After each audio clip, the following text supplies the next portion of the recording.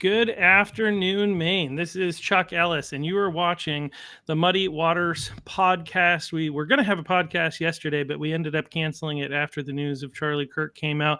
But we are going to continue to exist, as many other people obviously are rising up as a result of this, and not the opposite. And we're obviously devastated by what happened to Charlie, and especially having seen the videos, it was crazy. But anyway, the Muddy Waters podcast exists because, as we have seen very evident over the course of the last 24 hours, the mainstream media is not interested in telling the truth. They're not interested in reporting the news.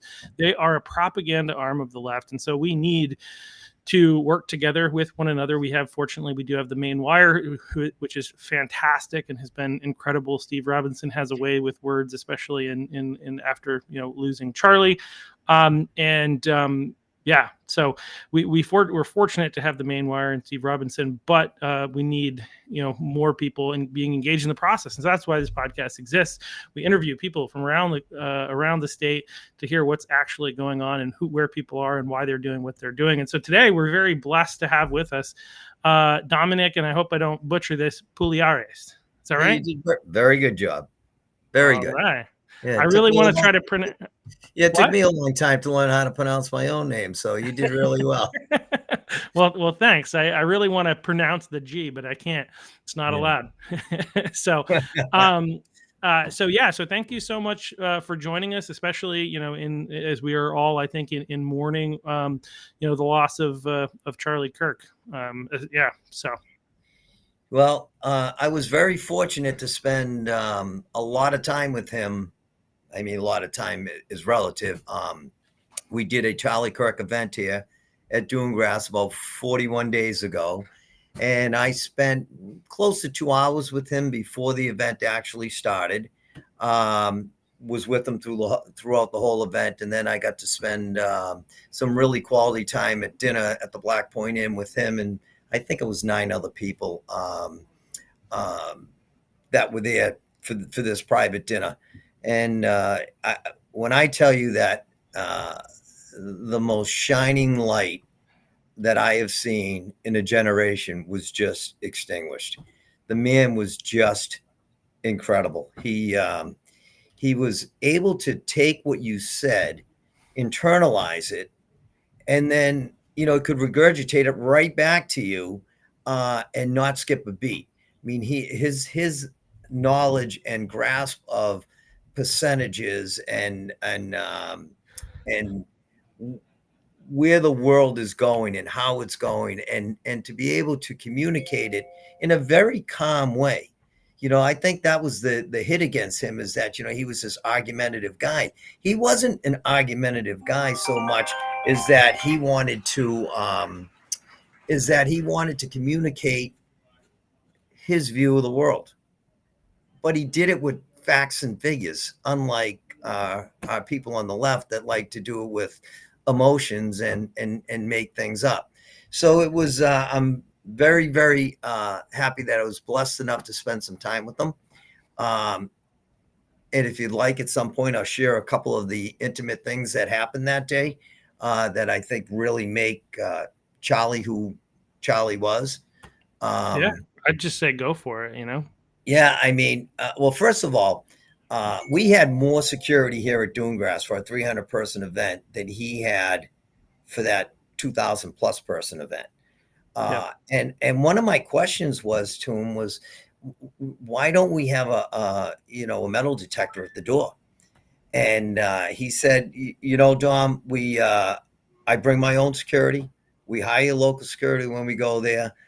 There's only so much we can do. And he said, I'm a man of God. And if God wants to take me, I'm ready for God to take me. And I'll never forget that. I mean, that was 40 days ago that he said that. Very sad. But this is the point I really want to get across, which shows the kind of man that he was. He came here, spent the 2 hours, talked to whoever he had to talk to, had his VIP luncheon, then went and did his, with Steve Robinson, they did the, his presentation. And then after all of that, I mean, the man had to be tired. he came in and there was a group of high school students, and they said, "Excuse me, Mr. Kirk, can we get a group picture with you?" And he said, "Absolutely not." And the room just went silent. And then he said, "I want to take a picture with each one of you individually." Amazing, amazing. Yeah. And then he did the same thing with my staff. I mean, he's just a really humble guy. So he's going to be missed.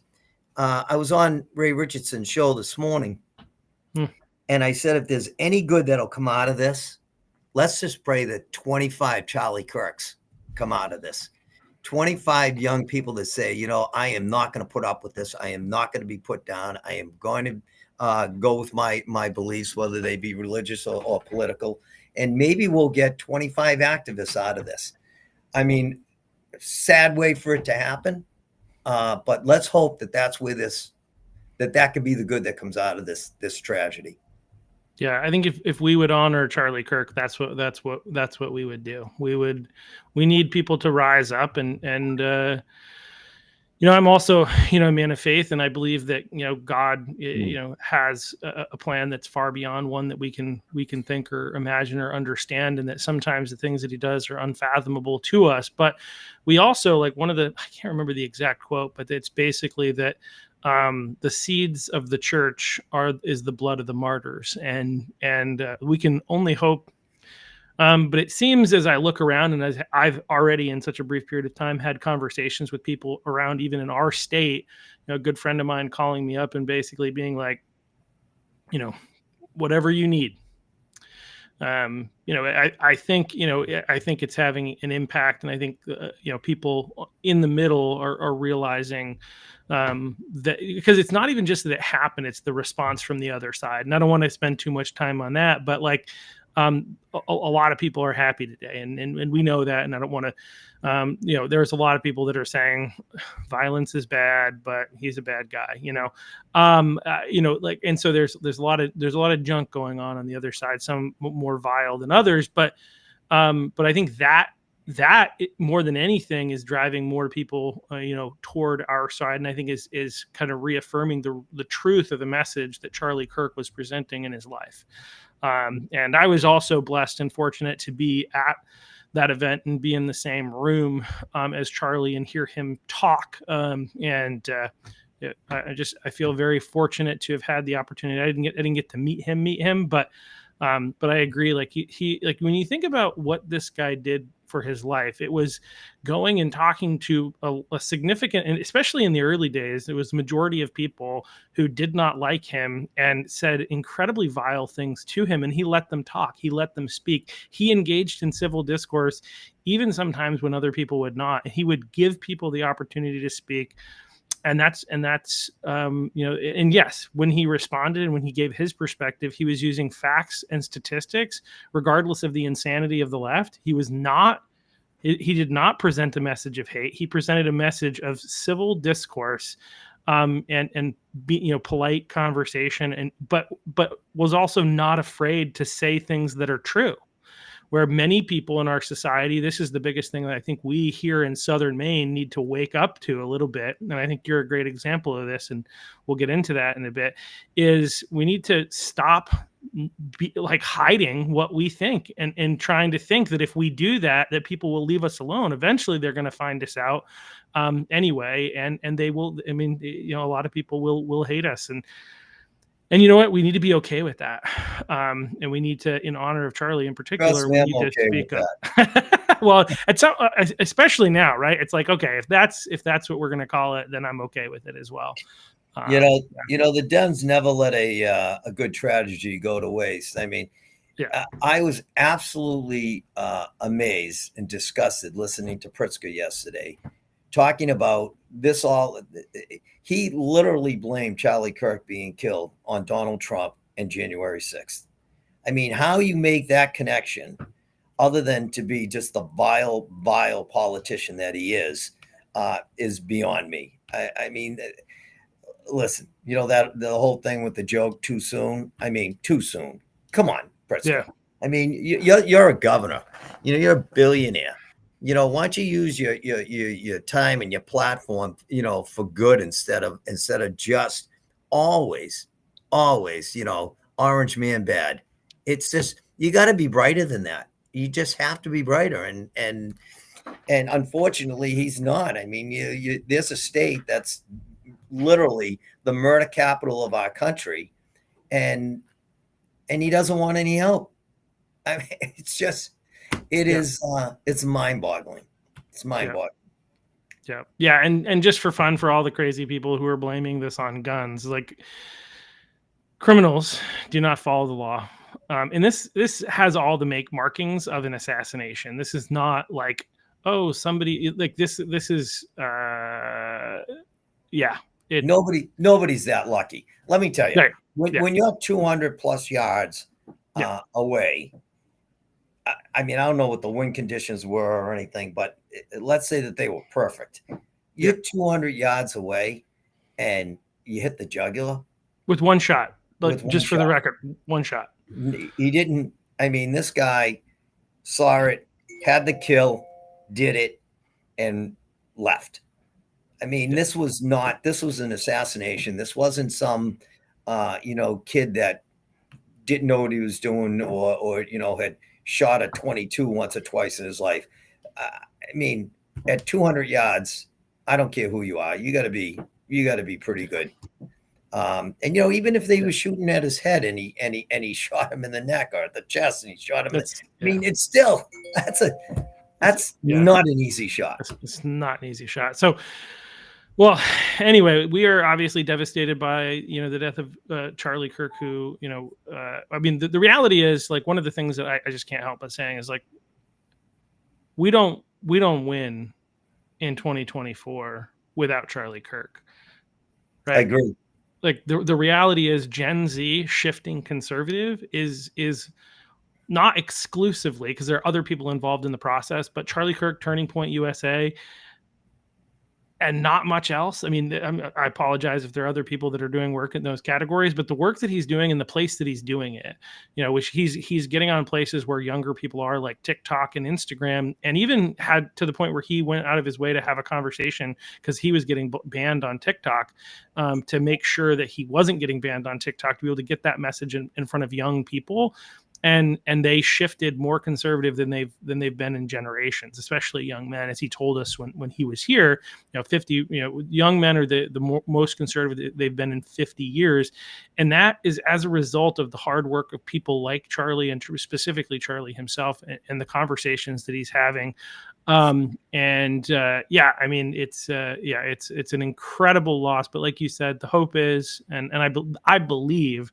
I was saying this yesterday, even in the wake of it, just sitting there grieving. I believe that this will lead to not 25, but 1 million. I don't know, 1,000, 100, whatever it is. It's going to be a lot, because I think a lot of people, are waking up and getting even more motivated. Some of them were already motivated and are more motivated. I would put myself in that category. Others are being awakened.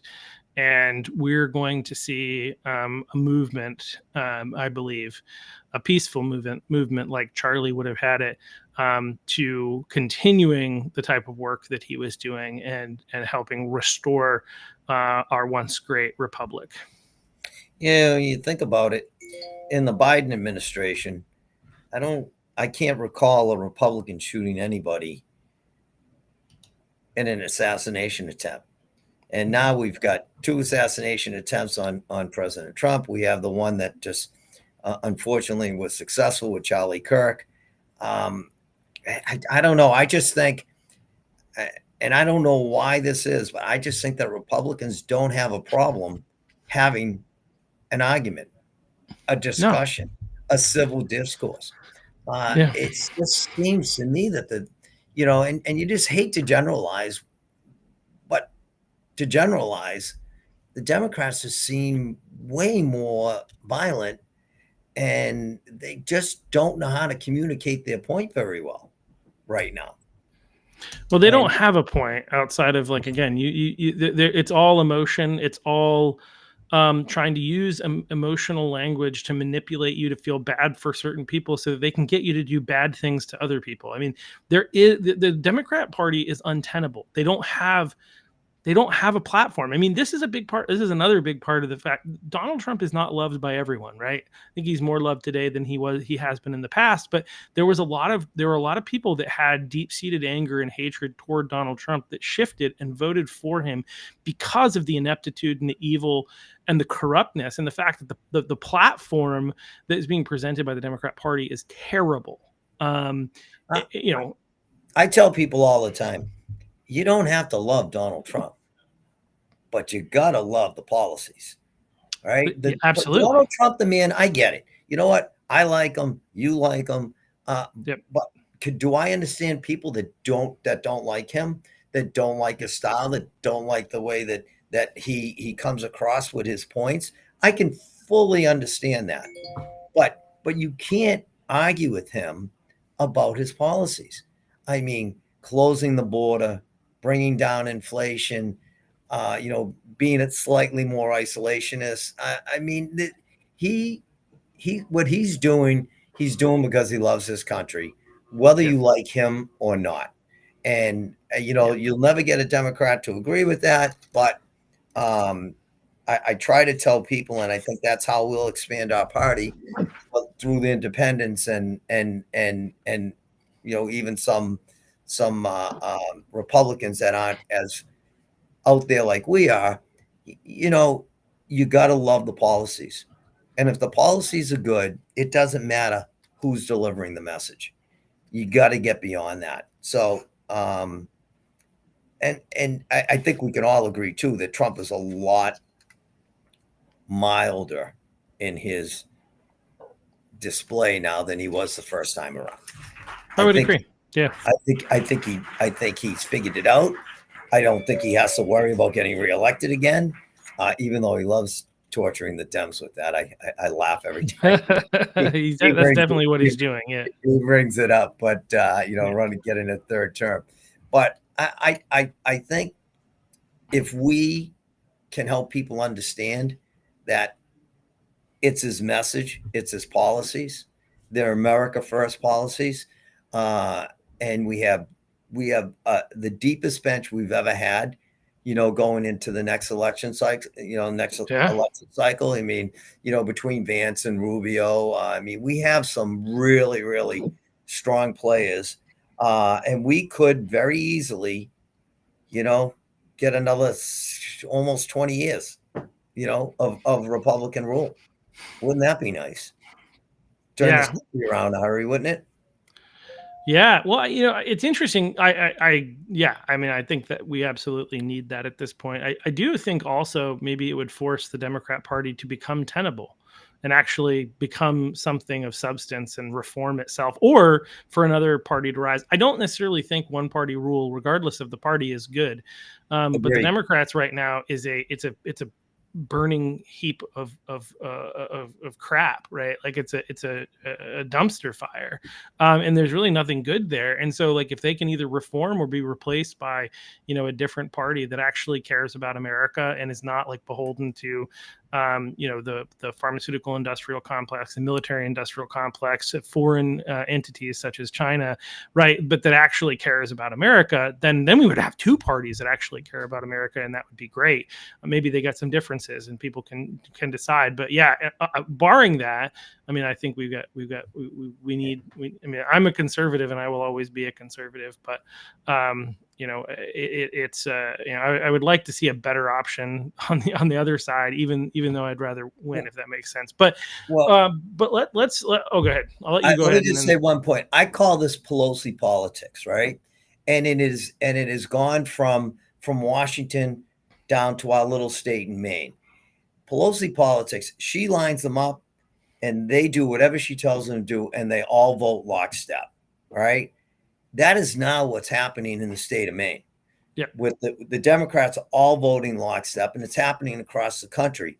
That in and of itself could kill this country. I mean, particularly if the Democrats were to get, more in power.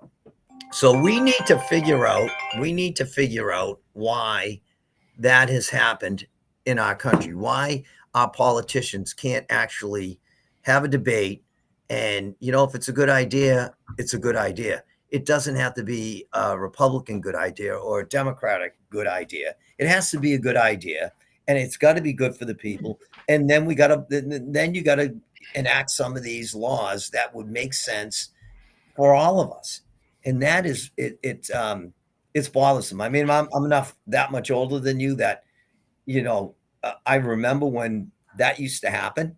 I remember when there was a guy by the name of Walter Cronkite who actually told the news without bias, and you as the listener would have to figure out what your position was. How novel is that?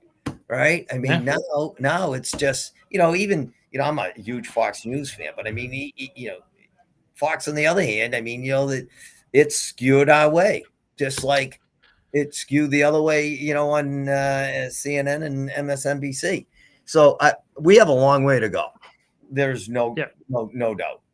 But I deem this Pelosi politics. Yeah. It's wild. Real quick, Shane Mitchell said hello to both of us. So hey, Shane. Thanks for watching, listening.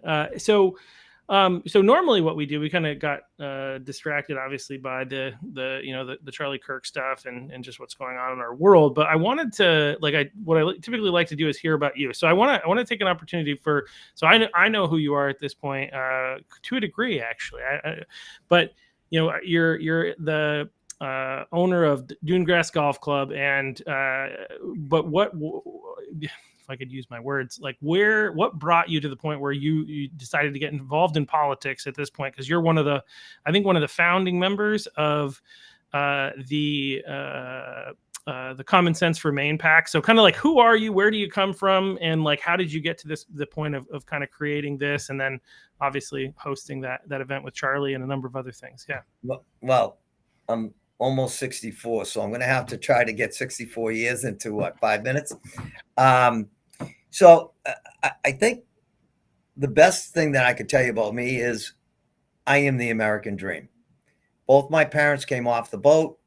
My father's family came here, both of them from Italy, by the way. My father's family came as what they call DPs, displaced people. So where they were in Italy became Yugoslavia, which is now Croatia. So they were able to leave relatively easily to get into the country. Although, they came with zero money and just what they had, the clothes in their back and a couple of suitcases. And my mother had to come over by herself at 14 to live with relatives because my grandfather, because they had very crude x-rays back then, and they actually used to make sure you weren't sick before they let you into the country. So it took almost 3 years for them to figure out that he didn't have lung cancer. So then the rest of the family came in. And both my parents went immediately to the American School for Immigrants to learn English. And they assimilated into, into the culture. They went right to work, and my parents met very young, and were married at 20, and grew their family. But if my father was still alive today, and you ask him what he was most proud of, he'd tell you not that he was married 60 years, not that he had a son or a daughter. He'd say that he never took a dime in social services. That was his claim to fame. He worked. If he didn't have a job, he got another job. And so he instilled that work ethic into me. And, I had kind of a circuitous route to get myself here. And I'm like Charlie Kirk from that standpoint. I mean, I left college to go make money. I didn't like the scene in college. I mean, I had all my friends were in college, so I still got to go out and drink with them, right? But yeah. I went out to make money, and I got into the commercial travel business at the absolute perfect time when the industry got deregulated, which allowed us to sell to corporations. And at a very young age, I got very lucky, very successful, pretty good sales guy. So I was able to sell and build this business, and I grew it to be the 20th largest travel company in the United States. I was in 17 different states, a couple of countries, had 330 employees.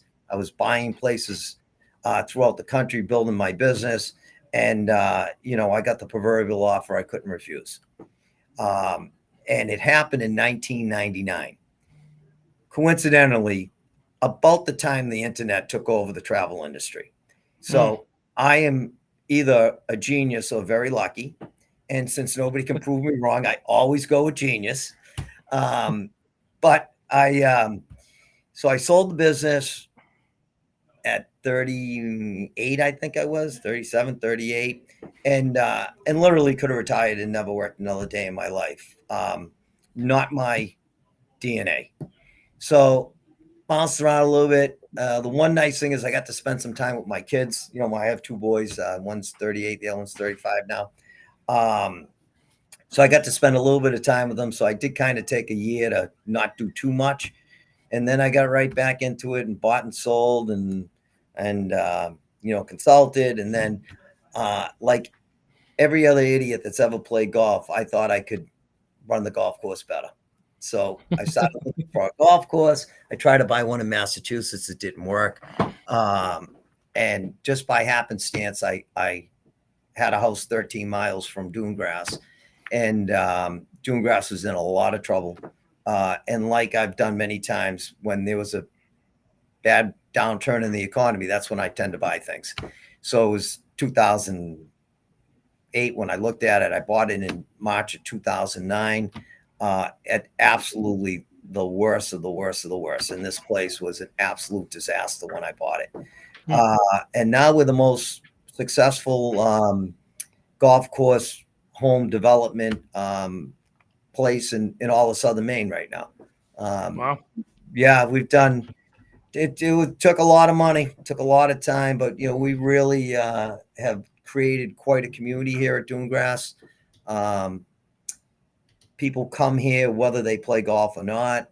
But one of the first things I did at Dunegrass was I had a gubernatorial debate when Paul LePage was an unknown. And it's a great story if I can tell it for 2 minutes. Yeah. I offered up my building, as I do all the time. And we had set up for the debate, and Les Otten was there, and all the heavy hitters that they thought were going to win, and they said, you were nice enough to give us a space, Domenic. Would you like 5 minutes to open up the event? So, well, worst mistake you can do, and you're probably figuring it out from this podcast, is to give me a microphone, right? So they gave me a microphone, and I had just gone through literally 6 months of hell in Maine, doing business in Maine. I mean, I had, CMP wanted me to pay $24,000 up front to put the electric bill in my name. And then you never get the money back, by the way, until you sell. I was having the same problem with, with Unitel and cable company and the city or the town. I mean, it was a disaster. And I'm finally telling these people, do you understand that this place was in receivership? If I didn't come along and if I don't stay the course here, you're going to lose 60 jobs. That's what's going to happen. And every piece of property in Dunegrass is going to be worth nothing. So I finally got them to, I got everyone to acquiesce. But I told this story and I took like 45 minutes, right? But out of the corner of my left eye, there was a guy who I had never met before, never saw before, sitting there. And as I'm speaking and I'm looking around the room, he was just nodding his head, shaking his head, agreeing with, knowing, I could tell he could feel my pain. And it turns out it was Paul LePage. And that was the day that I think was his coming out party. And he quoted me a number of times during the debate saying, it's guys like Domenic that come into the state, and we need to work with them. We don't need to, to make it more difficult for them. And, and then he go on to tell his stories about Martins and whatever. And, here's a guy that everyone's spending millions, and he spent $168,000 and got elected governor. So, so I got involved with Maine politics, literally. I went from coming from Massachusetts, where, they hate Republicans, to Maine, hate Republicans. So I guess I'm the common thread there. But it's been an interesting ride. There are some people in the Republican Party that aren't too pleased with me because we started this PAC. And we need to be working together, and not as not adversarially. And I've been trying to get that point across. But I will tell you, the last election cycle, what I saw happen to Demi Kazunas was criminal. I mean, the Republican Party just totally abandoned her. She spent $300,000 or $400,000 of her own money. She ran against who I believe to be the biggest fraud that ever has been in the state of Maine. The independent guy? The independent who has literally voted more times with the Democrats than Bernie Sanders, the acknowledged socialist. So, So it really did not sit well with me. So I went on vacation, came back, as I always do in December and January over the holidays. And I came back, and I had stewed over this, and I sent out a message to Gary Perlman, who's an attorney, and Archie St. Hilaire, and Fred Forsley. I think it was 3. And then I said to them, guys, I want you to get 3 like-minded people. I want to meet at Dunegrass Thursday, 3:00. We got to figure out a way to get a Republican governor in the state. And that's how this whole thing started. So they showed up. Fred was in Florida. He didn't show. He couldn't make it, but he sent somebody. I think he sent Bentley, or maybe that was, I don't know. I can't really remember. But we had a small meeting. We talked about what we wanted to get accomplished. And then we set every other Thursday, 3:00, we were going to meet.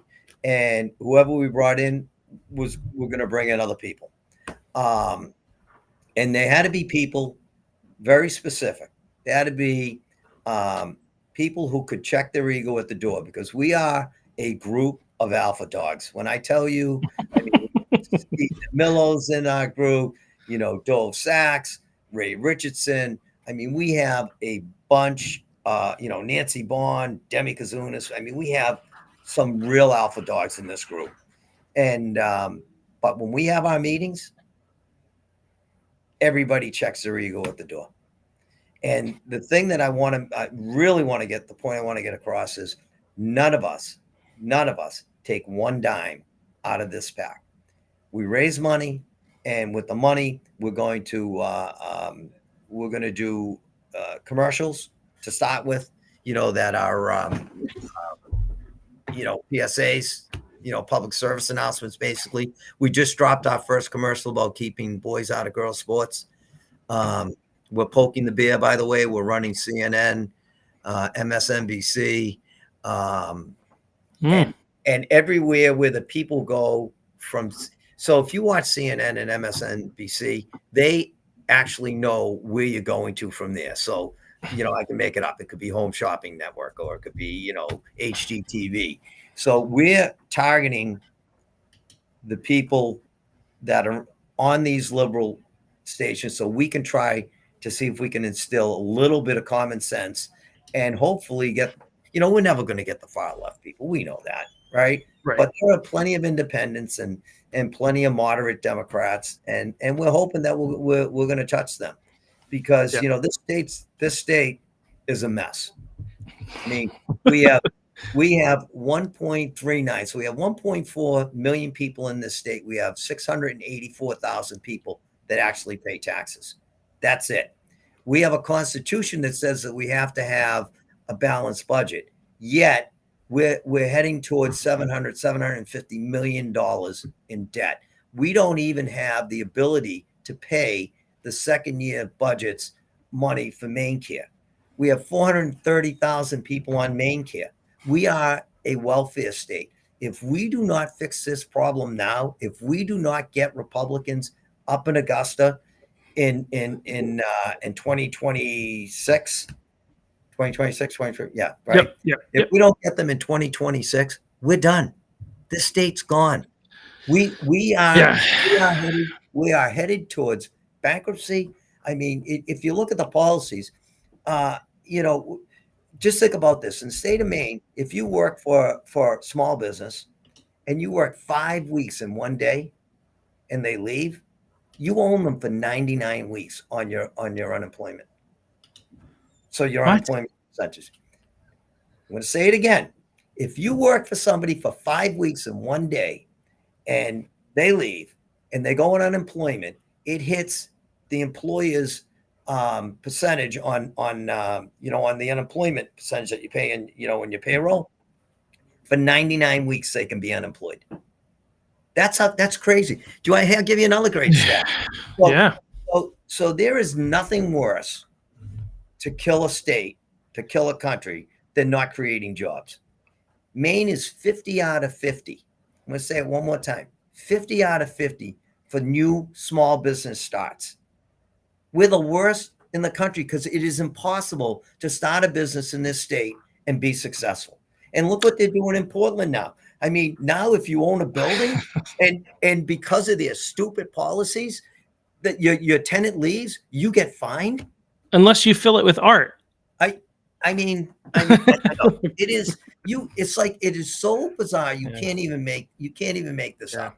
So we are committed. And, right beside me, we're having a Common Sense for May meeting now in one of my rooms.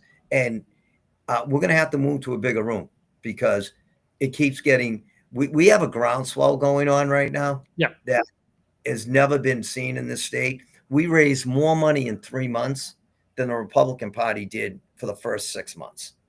Yeah. Okay. So and that's nothing. That's not a hit against the Republican Party.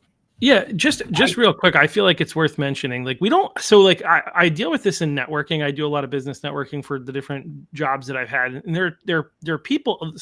There are a lot of people that, because they feel this real strong need to do something and grow their business, for instance, they have this scarcity mentality. They're like, I can't play well nice with others, so to speak, because I'm afraid if I do that, I won't be able to get enough business for myself. And then there are other people who have a plenty mentality, or anyway, an abundance mentality is the term, right?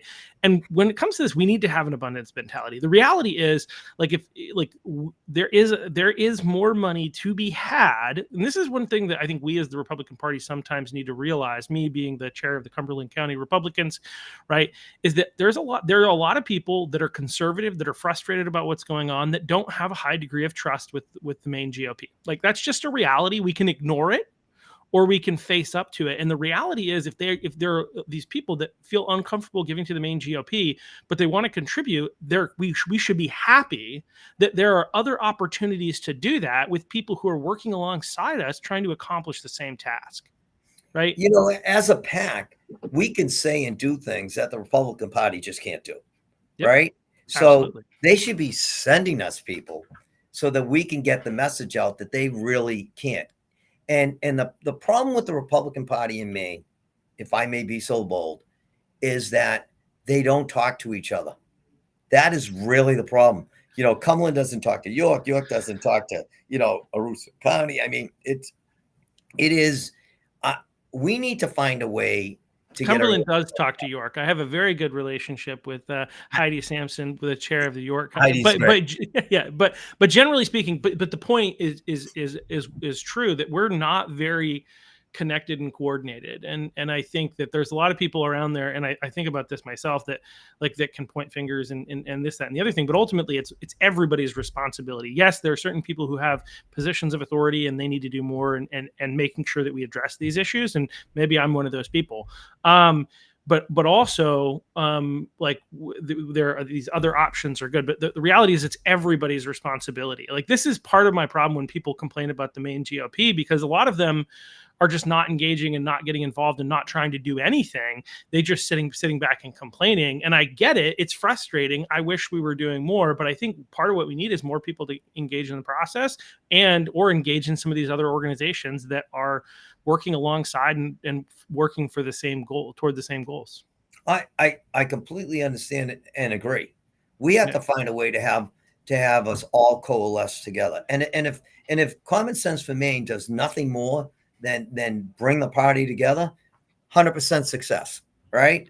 Absolutely. 100% success. So, but I want to make it very clear. We as an organization, we are going to bring these blatant 80-20 issues, 90-10 issues to the forefront.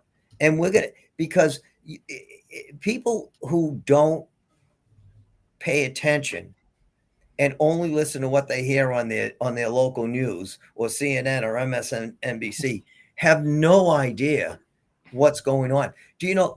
I mean, you know as much about Maine politics as anybody. I just told you a couple of stats you had no idea about, right? Well, and this is part of the problem, right? Where do we get that? That's one of the problems is we're in a lack, and that's why I created this podcast, right? We're in a lack. We don't have enough information. It's not easily accessible.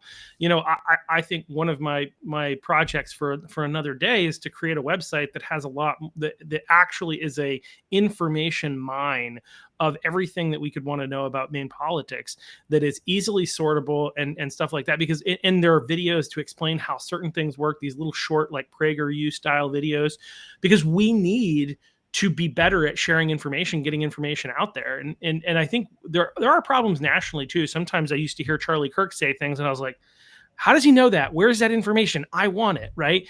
And I think actually I was having this very conversation with you at the launch for Ben Midgley. And so, yeah, I mean, we need to do better at communicating and working together ultimately. I'll let you keep going. Well, no, I mean, listen, I'm not the end all be all, nor is Common Sense for Maine. We're just a cog in the wheel. You're a cog in the wheel. Jim running the main GOP is a cog in the wheel. We need to be all on the same tire, right? We're not all on the same tire. That's the problem. But we have never had a bench as deep as we have now for governor. We've never had. I mean, we've got literally, of the 12 people we know that are going to run, 6, 7, 8 that have already declared. Easy, we've got 3 to 5 people that would be phenomenal governors. We really do. I'm not going to say who they are because I feel, and I've been very, very adamant with my pack about this. We need to be Switzerland right now. We need to be Switzerland until after we get a nominee. And then we're going to go full bore, and we are going to do everything we possibly can. And it's not only to get a governor, but we need to get the legislature and the Senate. And anybody who's ever heard me speak before has heard me say this before. If COVID taught us anything, it taught us how important these innocuous positions are, or the positions we thought were innocuous. School board. Mayor of some little 1,000-person town, town council. I mean, these are places where we need to win top to bottom, because let's face it, if we win the governor's office, and we don't win the legislature or the Senate, we're still screwed, because all you have is executive order at that point, right? But we have to get it at the town level, at the city level. We need to pick better candidates. And I'm telling you, we as our PAC, when we see an opportunity to get somebody to win one of these local seats, we're putting money behind them. We are gonna get behind them.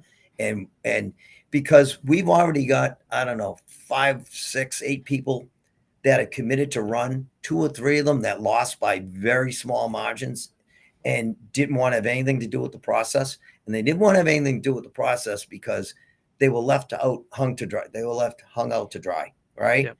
And we've promised them we are not going to let that happen again. We're going to get behind them. If we think they can win, we're going to put money behind them, and we're going to get them in, and we're going to get them in office, and we're going to take back Augusta. Because I'm telling you, it is so crazy what's going on. I mean, I'll give you another unbelievable thing that they just did in Augusta. Now they're taxing pensions, right? Do you know what? When you tax a pension, do you know what that is? That's like telling an older person in this state, here is a first-class ticket to the Villages. You just go down there for 6 months and a day, and you don't have to pay taxes here, and we won't take any money out of your pension check. I mean, Yeah, who thinks of these stupid, asinine things? It's already a problem. I mean, I have some friends that own some property down in Florida. I don't think they're in a place where they have to worry about taxes. They're not, doing Everybody that well, else so to speak. Taxes. Yeah, but like it's not. So I had another friend who was a surgeon who said that moving in retirement, moving to Florida, saved him $35,000 a year. That's a substantial amount of money. And so like obviously somebody like that's going to do this. But the point that I was getting at is like you can buy a second house in some of these like old apparently Florida is going through a little bit of like the real estate, especially certain aspects of the real estate has gone down because there was a huge flood, and now it's kind of like pulled back a little bit. And so you can pick up a condo down there for like $50,000-$60,000. So if you're heading into retirement and you're like, oh, I'm going to get taxed, like think about that other scenario, I'm going to get taxed in addition of $35,000, or I can buy a house in 2 years and live in Florida 6 months in a day. Right. Like that's, I mean, it's asking for people to do that. It's crazy. It is. And crazy. then, yeah, go ahead. I'm sorry. Well, I was just going to say, and then you have houses that are either not used up here because, you know what I mean? Where we don't have enough. Anyway, it's another interesting story. Houses that get closed up while we're like, we don't have enough housing. Anyway. I don't encourage people to avoid paying taxes. And I will tell you that my dad, I used to complain when, I was younger and I was making pretty good money at this point. And again, came from zero. So I used to complain about paying taxes. And my dad always said, listen, if you're paying taxes, you're making money. Right. Mm-hmm. So there's nothing wrong with paying taxes. Our whole system runs on paying taxes. The point is, it's got to be fair and equitable. It can't be what these crazy socialists in this state want us to do right now. Because guess what? When the rich people don't have any more money to pay in taxes, where are they going to get the money? Right. Where are they going to get the money for these stupid programs they keep putting in? I mean, it was bad enough when LePage was governor.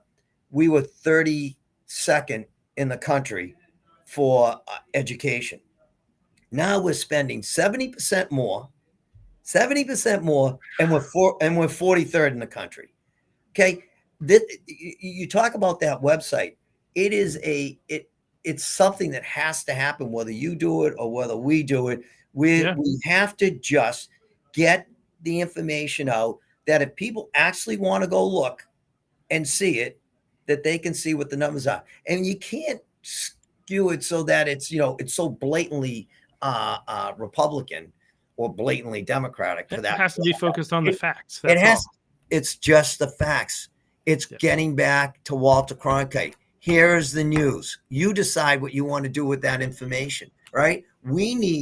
It's our job now. We've sat back for too long and let these Democrats shove these things down our throat, and nobody knows what they're doing.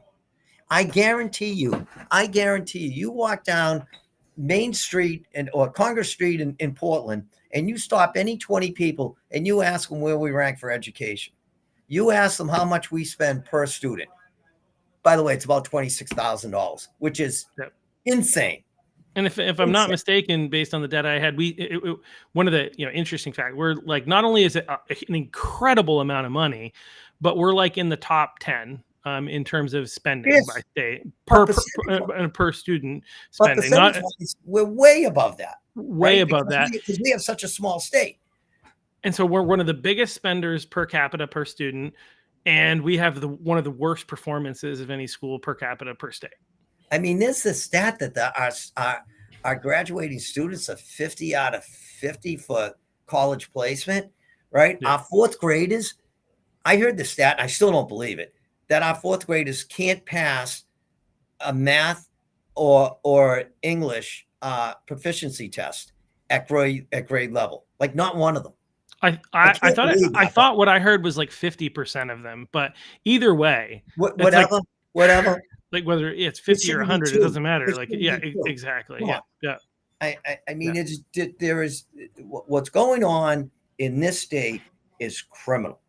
It's just criminal. The way that we're blowing money in this state and spending it like drunken sailors. I mean, our infrastructure is near dead last. I mean, the way our roads are, and I mean, if we don't fix it now, you might as well move.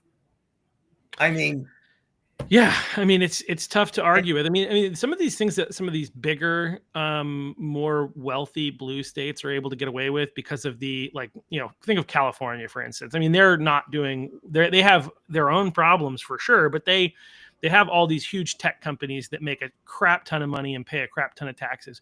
We don't have that here, right? Like Maine does not have that kind of like ability to, if it gets really bad, all of the wealthy people who have been investing or own a bunch of stuff here are going to leave, and it's just going to make it even worse. Well, it's going to happen when Mondani wins in New York. That's scary.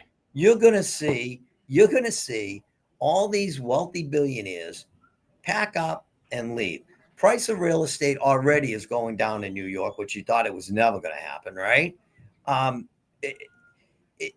What we need in this state is a business person to become governor who has connections around the country and can converse with CEOs at their level and convince them to come here, right?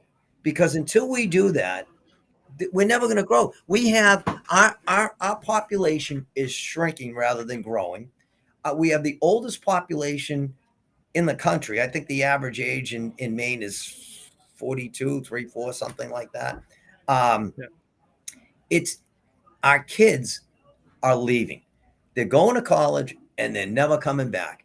And they don't come back until they make their money, and then they move back here to retire. And then they figure out that we're the second or third highest tax state, right, in the country. And they go, well, you know what? We'll stay here for 6 months, right? We're going somewhere else for 6 months in a day, so we don't have to pay these ridiculous taxes in this state.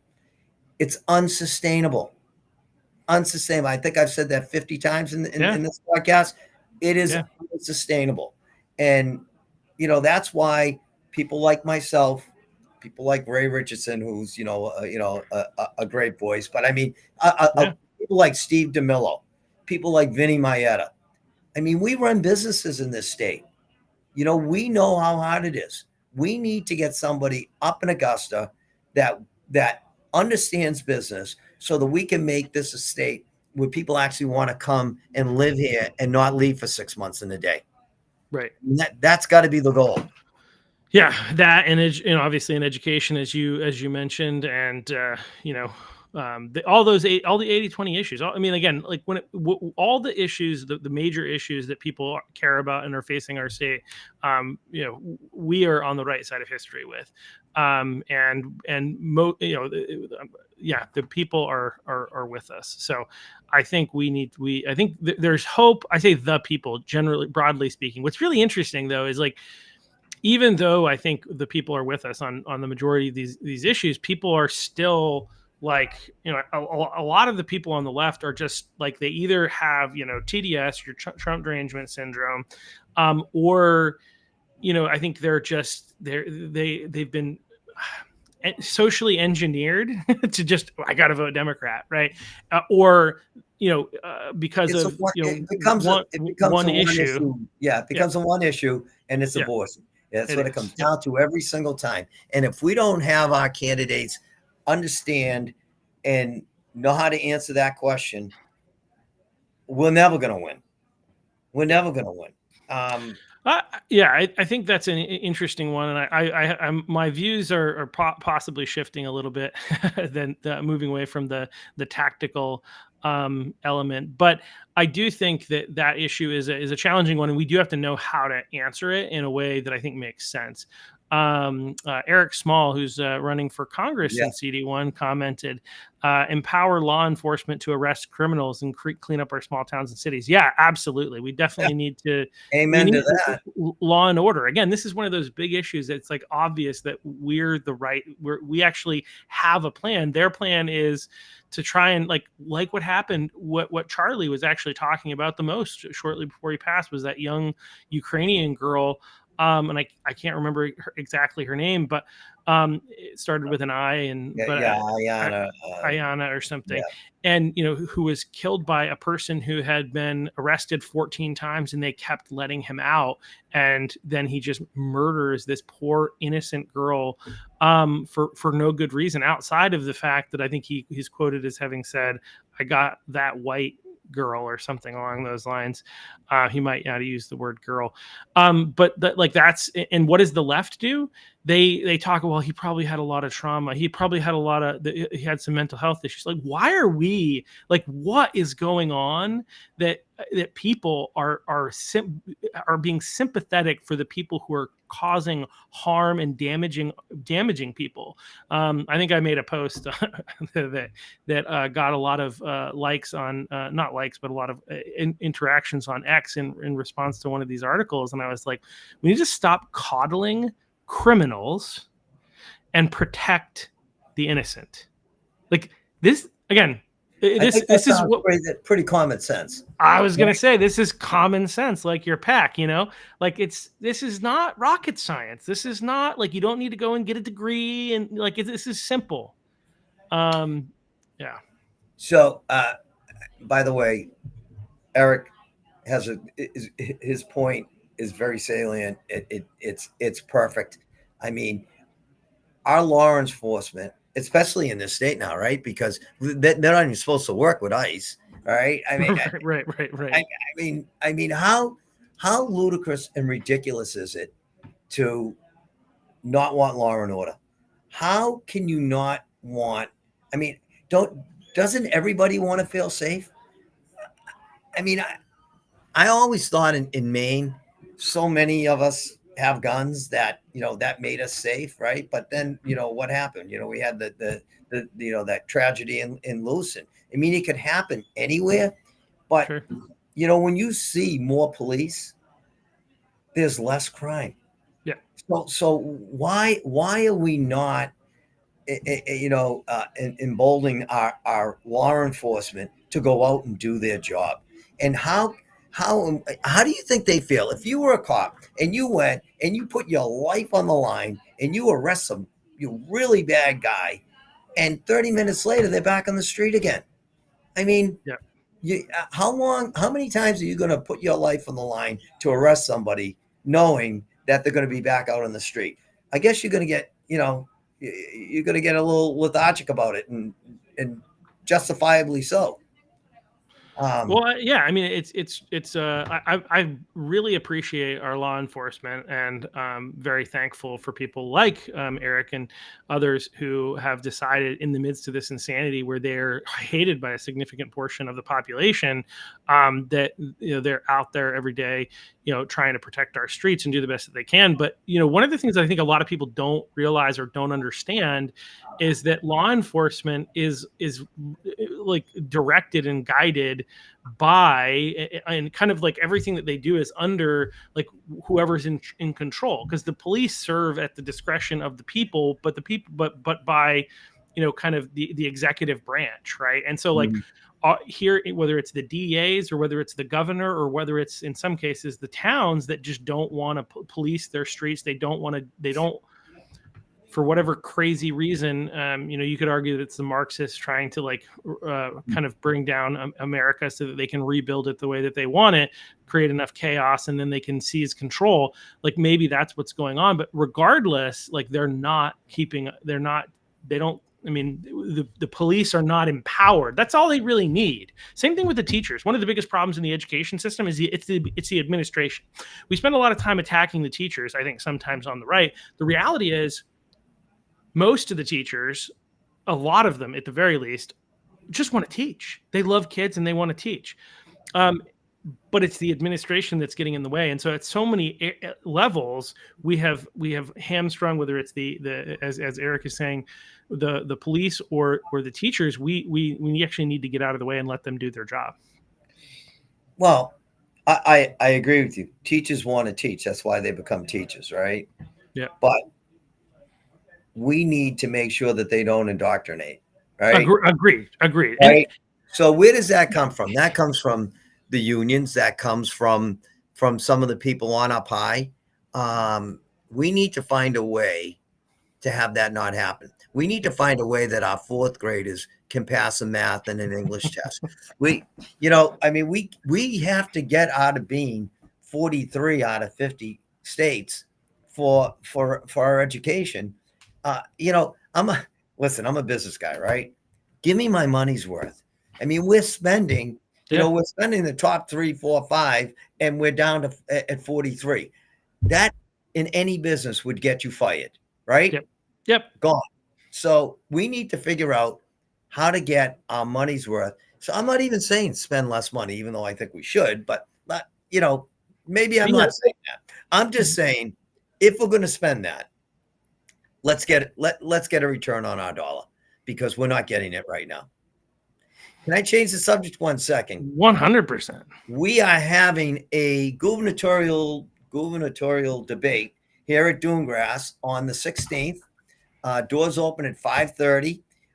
We've got, I know I'm going to screw this up, but we have Wessel, we have Midgley, we have McCarthy, David Jones, we have McCarthy, and we have, I'm missing one, who we don't have is Bobby Charles. He apparently had a conflict. Why am I have the thing. Anyway, I should know this off the top of my head as well, but it's escaping me somehow. Well, Jim Libby. Jim Libby. Jim Libby, yes. Libby. Great guy. There he is, Jim Libby. He just got that from us. Yeah, well, you don't have any excuses. You're young. I'm old, so I have an excuse. But so we're going to have so we did one when we first started this for people who were thinking of running. These are declared people who are running, and it's going to be, I think, a fiery debate, and I think it's going to set the stage for what's coming in the future. We're going to do as many of these debates as we can between now and the primary. We want the people to hear the people and make intelligent decisions, right? It's not who's got the most money to run ads. It's who's got the right message for our state. So that's one of the things I'm proudest about with this pact that we started, is that we're going to get people educated about the issues and about who is there to bring us across the finish line, because we can't afford to lose this time. Just can't. No, I agree. Again, we're at since it's everything's about, really seems to be hinging on Charlie Kirk, given what's happened. We're at a turning point. We're at a turning point, or a tipping point, whatever you want to call it, here in the state of Maine. And we have an opportunity. We can either, turn things around, which is what we want, or it kind of goes in a bad direction. And I don't know, I wouldn't say the only hope. I think people have found ways to survive as conservatives in more liberal states, but it becomes more and more challenging, and a lot of people will probably end up leaving in order to have better opportunity. And I don't want that to happen, and I don't think it needs to happen. Maine is an incredible place. It has an incredible history, and we really do have incredible people. And I think one of the things that we need to, I'd ask everyone to make sure that they find a way to participate and get out and get other people out to vote this November. Yes on one, no on two. I think it's so important that if we're able to, the impact, I think, to the election in 2026, if we're able to pass, and I think most people, generally speaking, are in favor of voter ID. So I feel like we should. But if voter ID doesn't pass, then Yeah. you know there's cheating. I mean, absolutely. I absolutely think that there's a groundswell for that right now. Absolutely. And that'll make a big difference. I mean, it's not anecdotal. There's cheating that goes on in our voting. I mean, I love when the Secretary of State or the Attorney General in Pennsylvania said Donald Trump is wrong. There wasn't 1,000 dead people that voted. There was only 2. Like, only 2 is okay. Like, 2 dead people voting is all right, right? It's within the margin of error. I mean, that's how these people think. It's crazy. Cheating's cheating.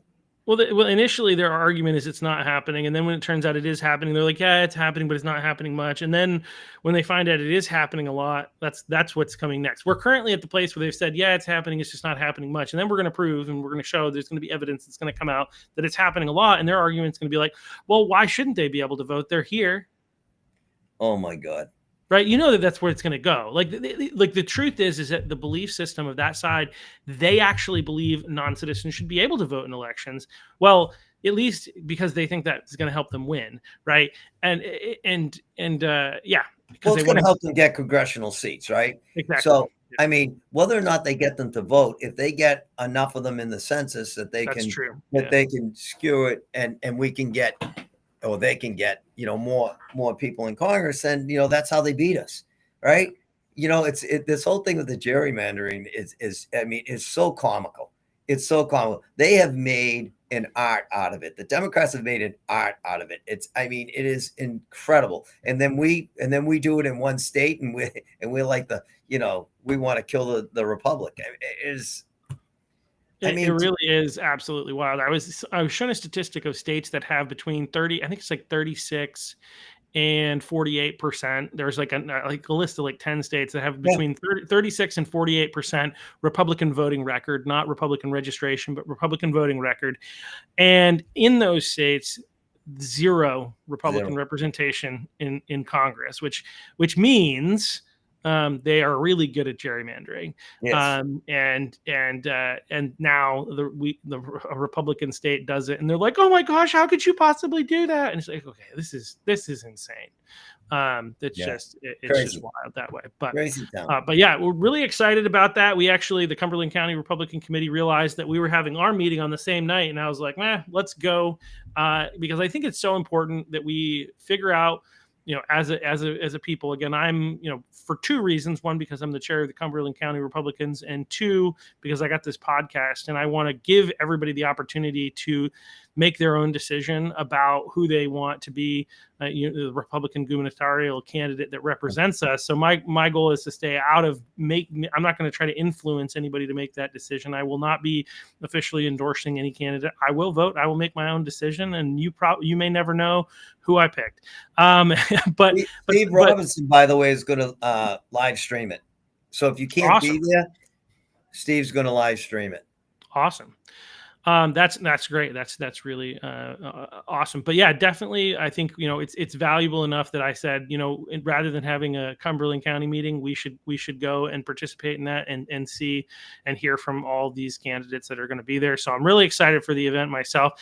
Another thing, in light of Charlie Kirk, that I should mention, people who are followers on X probably already know this, but tomorrow night from 6 to 8 in Monument Square in Portland. For those of you who are down southern Maine, we are going to be having a candlelight vigil. I think there are going to be a couple of speakers and brief speakers. I don't think it's, but anyway, there are going to be some speakers to say some things about Charlie and just about just we're gonna have a couple people talk. We'll say we're also probably gonna sing some songs, and we're gonna do some praying, we're gonna probably have a moment of silence. But yeah, that's kind of the general idea. So Monument Square tomorrow night, 6 to 8. If you can make it and you want to be daring, you should come. If you're actually more up in the Augusta area, though, there's another option.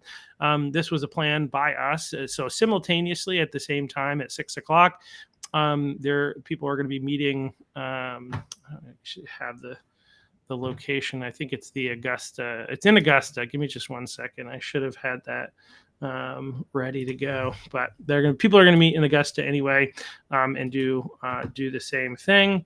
And it will be at Capitol Park, which is 33 Union Street in Augusta.